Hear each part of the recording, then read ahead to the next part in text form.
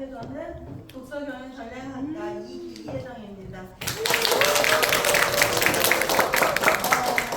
예뻐요. 예쁘다. 네, 오늘 발표를 하겠다고 한 이유가 오늘 최대한 이 사진과 비슷해요. 할 수가 없습니다. 이런 것도 노하우죠. 스노우로 집에서 찍은 게 더 잘 나와요. 얼굴도 깎고. 네.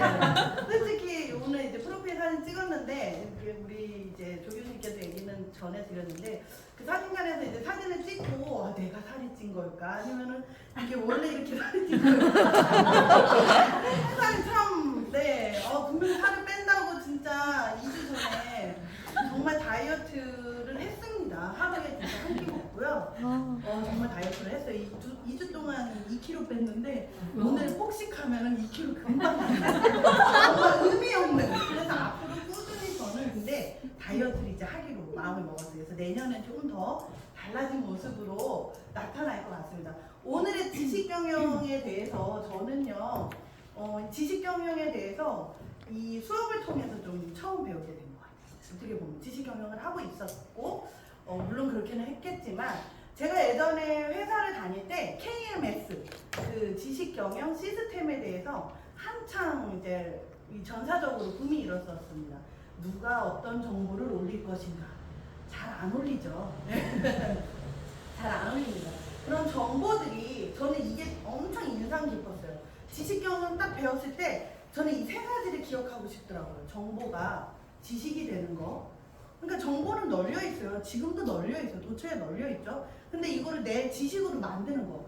그 다음에 이게 지혜가 되는 거. 삶의 지혜가 되는 거. 저는 이거를 이 지식경영을 통해서 깨달은 게 이거예요. 저는 그냥. 네. 근데 이거 하나만 그래도 이야기를 잘 할 수 있다면. 그리고 우리가 여기에서 하나 더 암묵지, 형식지. 제가 그거 공부한 거를 좀 얘기를 해드리려고 해요. 이거 혹시 누군지 아세요? 네. 네, 맞습니다. 뒤져봤어요. 열심히 저도. 칼 에릭 스베이비예요. 스베이비. 네. 스웨덴 출신이고요. 에릭스 베이비가 아니라 에릭스 베이비인데 이렇게 지식경영학 교수로서 그리고 명예교수로서도 활동을 하고 계신 분입니다. 지식경영의 창시자, 우리가 피터 드러커의 그 지식노동자, 또 이따가 나오는 일본 그분, 제 이름이 조금 낯설어서 이따가 얘기를 드릴게요. 이분이 2005년, 그러니까 2000년 당시에 KMS가 엄청 그때도 붐을 일었어요. 그래서 지식경영의 창시자 칼 에릭스 베이비 박사가 디지털 타임스 창간 5주년 특집으로 해서 이렇게 이제 다룬 신문 기사인데요. 제가 이런 거는 우리 지식경영 사이트, 지금 독경가 카페로 운영이 되고 있죠. 거기에 올려드릴게요. 근데 여기에서 이제 89년도에도 방문을 했고, 2005년도에도 이제 이런 인터뷰를 했는데, 89년에 한국에 방문했을 때, 연세대 김영구 미래경영개발연구원장이 이제 우리나라 아직도 뭐 어떤가요? 지식경영 어떤가요? 했을 때 이 평가를 지식경영 아직 먼 것 같다고 2005년도에도 이제 그런 얘기를 하셨어요. 근데 여기에서 좀 인상 깊었던 게요. 사람에 투자해야 된다. 이 당시 때 좀 많이 어려워서 구조조정, 사람 많이 잘랐어요. 근데 이게 과연 구조조정이 답일까? 그런 이제 이야기를 하셨습니다. 그래서 사람에 투자해야 되고 컴퓨터에 우리가 막 그 당시 때 뭐 시스템만 구축하면 된다 그랬는데 컴퓨터에 정보만 담아놓으면 그게 될까? 그러면서 단순한 정보일 뿐이다.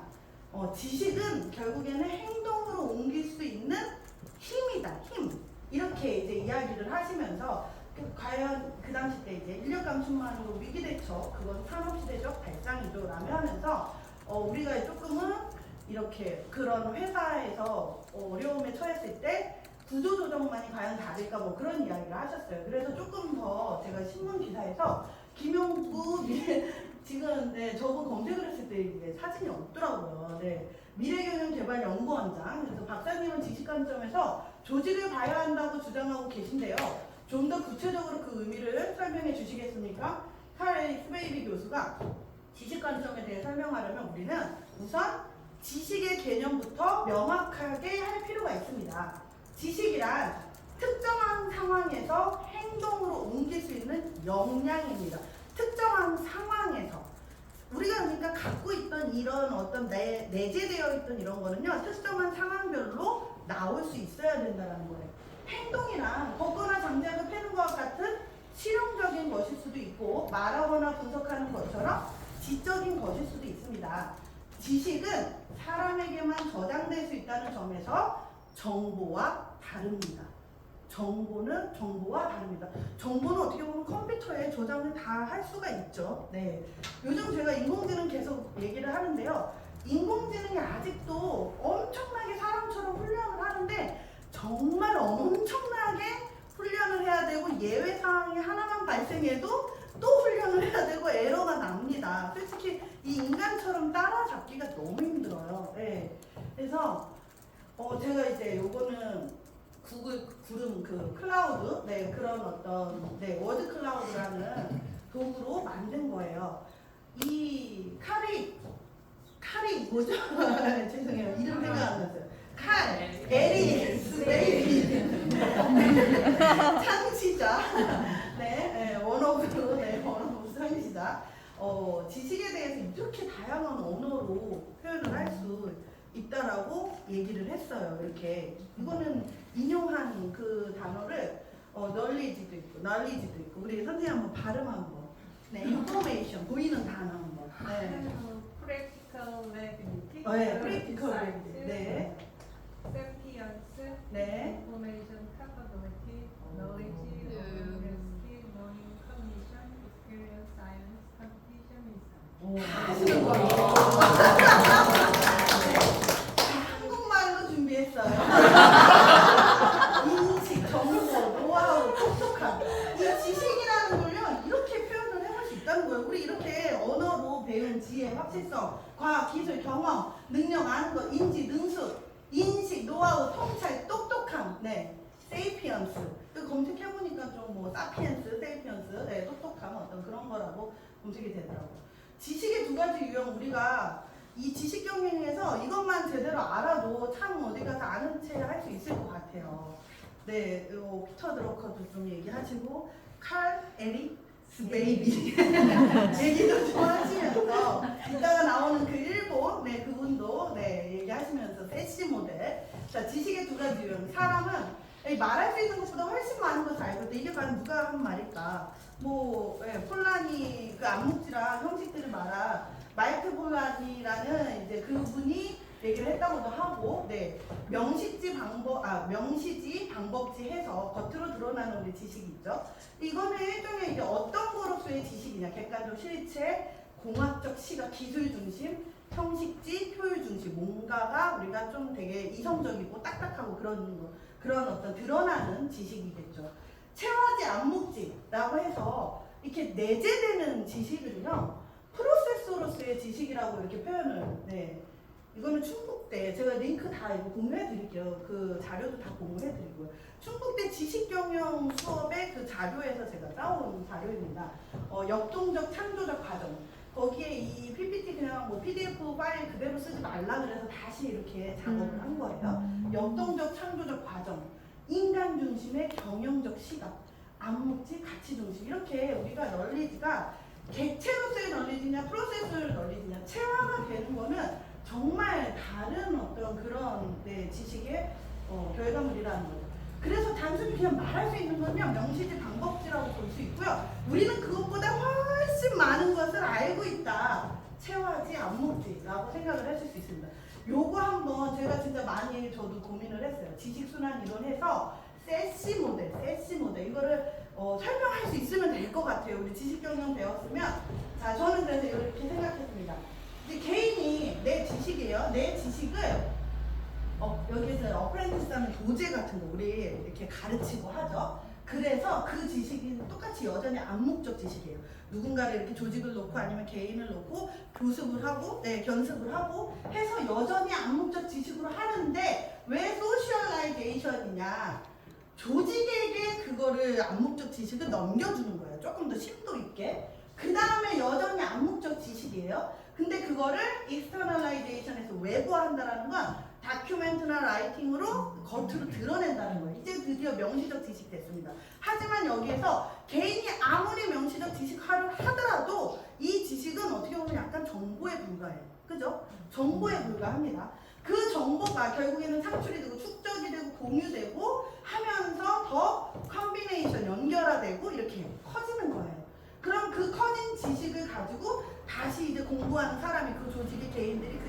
가지고 또 내 걸로 만들어서 또 누구한테 가르쳐주고 조직에게 또 가르쳐주고 이게 계속 순환을 하면서 이제 올라가는 게 이상적인 조직에서의 지식 경영이라고 저는 이해를 했습니다. 그래서 이거를 조금 더 이렇게 자세하게 좀 제가 이거 못 외울까봐 얘기했는데 다 외웠네요. 네. 마이클 폴라니가 암흑형식지라는 말을 했어요. 그래서 이 기초로 노나카, 우리 노나카, 네, 유명해요. 노나카 이쿠지로, 네, 여기에서 저서라 그랬는데 논문이기도 뭐 이렇게 저기 네이버에는 논문이라고도 나오고 또 어디 자료에는 저서라고도 나오는데 지식 창조 기업에 이런 이야기를 했습니다. 이 세시 모델. 자, 세시 모델의 S는 어디에 해당할까요? 세시 모델 S. 공동화, 소셜라이제이션. 네. 이는 뭘까요? 외부와 externalization. 그쵸? C. combination. 진짜. 네. internalization. 내면화. 네. 그래서 이게 뭐라고요? 이런 게 뭐라고요? 지식 경영.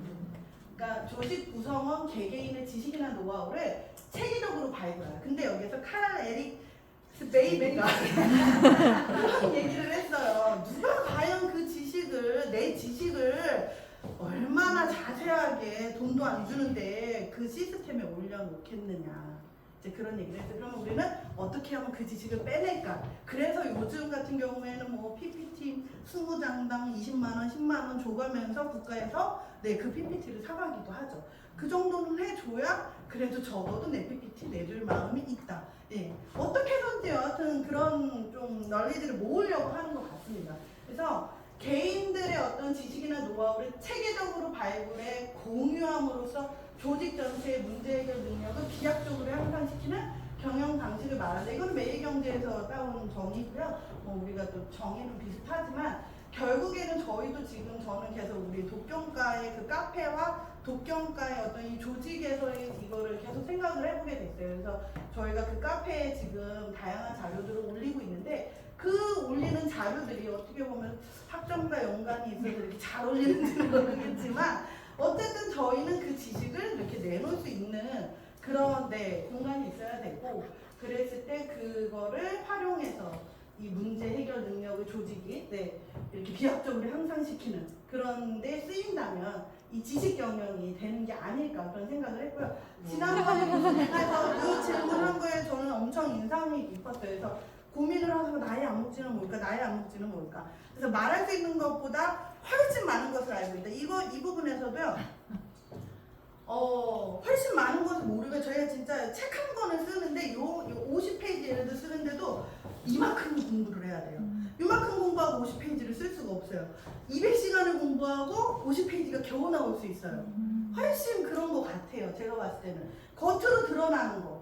교수님께서 이렇게 우리 어떻게 보면은 이게 겉으로 드러나는 게 아닐까. 교수님이 갖고 있는 이 체화된 이런 지식들이 겉으로 이런 게 드러나는 게 아닐까. 그로 인해서 이런 것들이 그래서 저도 많은 고민을 했어요. 나에게 겉으로 드러나지 않는 이 안목지는 뭘까? 언제 드러날까? 과연 사업에 대해서 저도 조금 많이 좀 공부도 하고 해서 사업에 대한 겁이 많아서도 그렇지만 개인 사업을 쉽게 이렇게 할 엄두를 안 내고 있는 건 사실입니다. 하지만 나의 안목지는 뭘까 했을 때 독서 경영, 건강한 요리, 컴퓨터, 뭐 기타 등등 제가 가지고 있었던 지난 많은 시간 동안 제 인생이 어떤 뒷받침이 돼주었던 이런 것들을 그냥 버릴 것이 아니라 하나씩 저도 이렇게 세상에 내어놓는 작업을 하면 이렇게 지식 경영이 조직으로도 되고 내 인생에서도 되지 않을까 그런 생각을 해봅니다. 그래서 정리를 하자면 지식을 단순히 축적한다고 해서 지식 경영이 되지는 않는 것 같습니다. 양질의 데이터를 축적 공유할 수 있도록 조직도 노력을 해야 되고요. 결국 그 지식은 지식 자체만으로 의미가 있는 게 아니라요. 조직의 개개인들에게 그 정보가 전달이 되고 내재화 과정을 거쳤을 때 어떤 지식으로서의 의미를 가질 수 있다고 생각을 합니다. 조직은 어떻게 내재화시키고 지식 창출, 축적, 공유할 것인가에 대해 고민하는 게 지식 경영의 핵심이라고 저는 생각합니다. 이상 마치도록 하겠습니다. 감사합니다.